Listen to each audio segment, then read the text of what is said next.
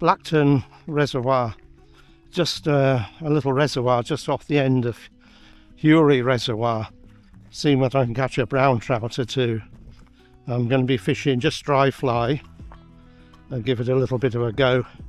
I was here a couple of weeks earlier and it was a bitterly cold day, blowing an absolute gale. But the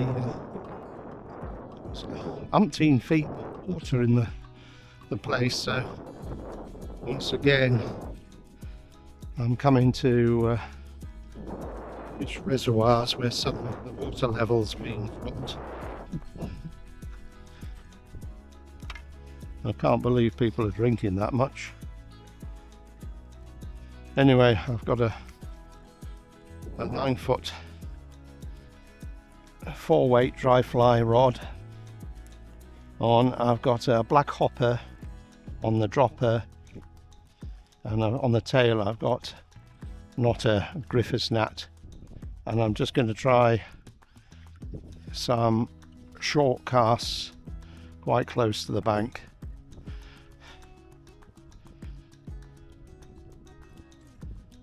With these dries, see whether I get anything.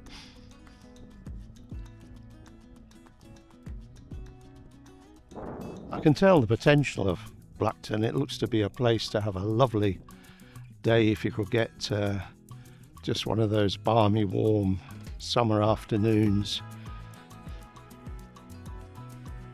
hopefully with the water up to the full level and trout gently sipping flies in a gentle breeze. But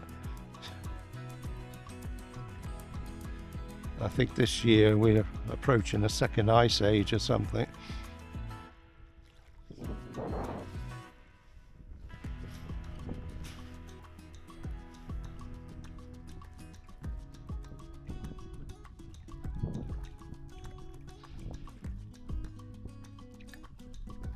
I've left my friend Carl fishing Hewry,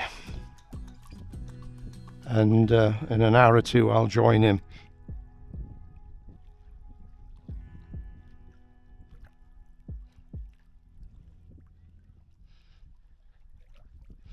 And quite honestly, if I can't get a rise or a bit of interest from a trout within an hour, I'll be away up to Hewry myself.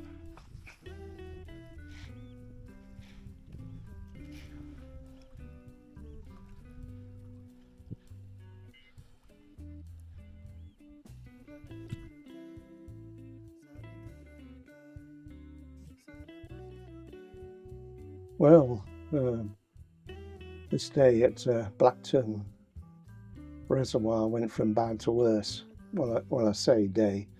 I was just planning to fish there to about 1 or 2 o'clock and then join my friend Carl, hoping to catch a rainbow or two at Hewry.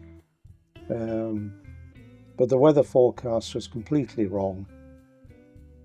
Instead of it being virtually a gentle wind and very mild, I'm doing a video voiceover. I'm hoping I can filter out the noise. My next door neighbour suddenly gone ballistic with power tools and a hammer, which is one of the downsides of living in amongst civilization, isn't it? Anyway, I took an inappropriate rod to use for Hewry in the strong wind, an 11-foot drift,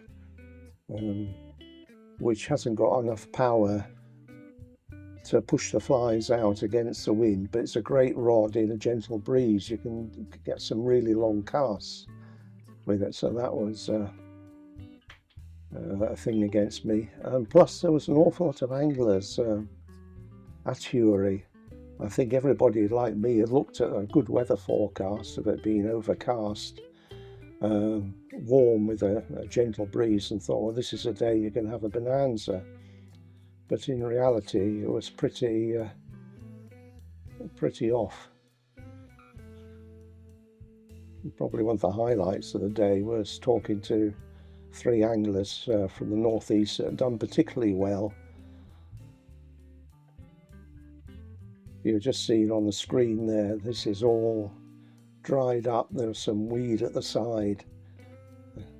So they dropped down Blackton by quite a large amount. I later found out it was because the valves needed repair. So they have to drop the levels to repair the valves. Here's Carl fishing. We got to this point on Hewry where we got the wind behind us, and it looks very placid and gentle, but believe me, it's really, really strong.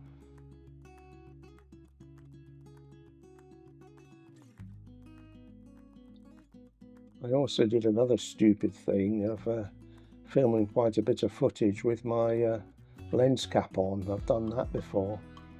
Oh, here's one of the crayfish legs, and this is a crayfish that I caught myself, fishing very low down. Well, I say very low down, very deep, with a very slow retrieve, and I got this tug on the line, and this is what I got out.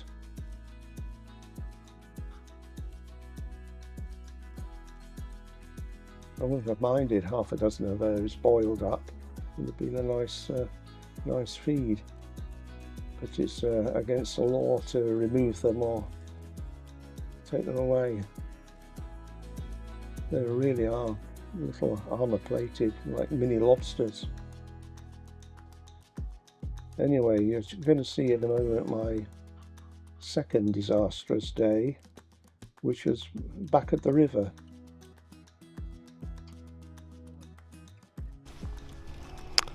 Well, I'm back at the river. It's early May.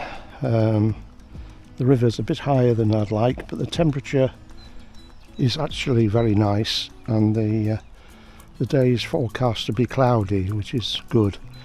So I haven't seen anything rise yet. I've just set up the tackle, and what I'm going to do is I'm going to try a couple of small wets close to the bank, and then I'll have another walk down, casting well over. So I'll see whether anything's in the mood. I'm hoping that later on, as the day progresses, there's a few fish rising for dry fly, and then I'll change to that. So let's see what happens.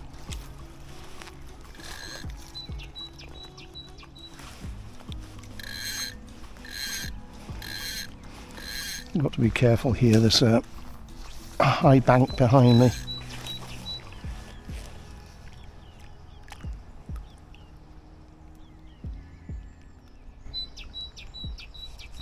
Oh, that was a fish. Oh, that's encouraging. My spirits rose when I missed that take, thinking I'm going to have quite a bit of sport.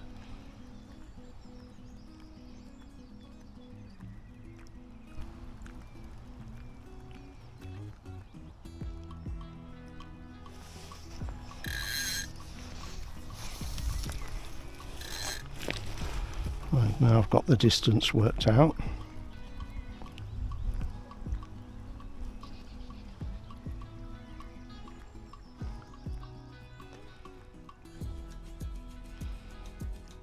I've noticed on the banks and on the grass there seems to be an awful lot of metallic beetles, which is worth bearing in mind for later on. If the fish are rising and you're not getting anything, it's worth putting on like a shiny beetle copy, which I have got a couple of in the box.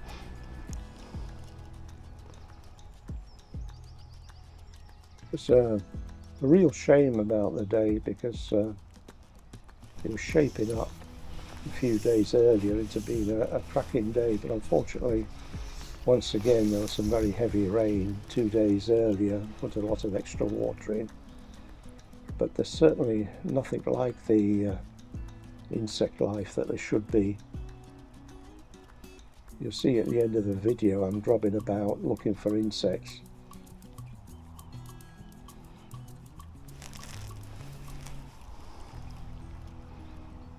It's always tempting to do your longest cast and sort of bounce it off the other bank, but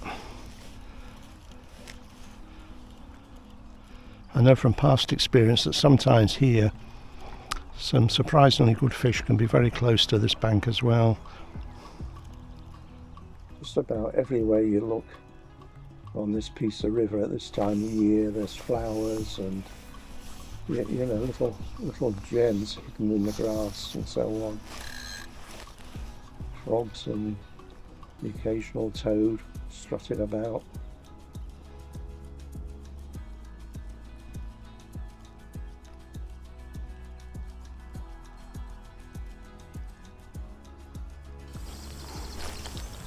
There's the very intense yellow foliage.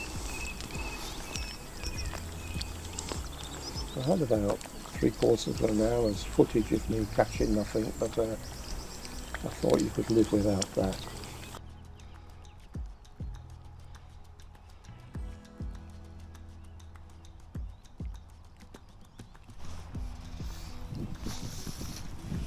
Little clusters of primroses buried in the grass.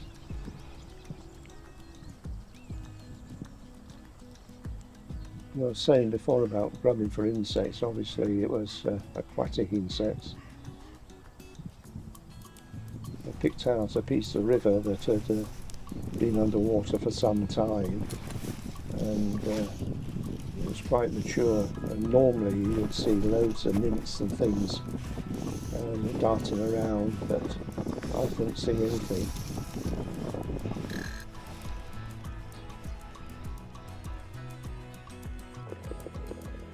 Anyway, I'm hoping that my next outing, the weather forecast will be correct and I'll have the right gear and be able to enjoy a cracking day.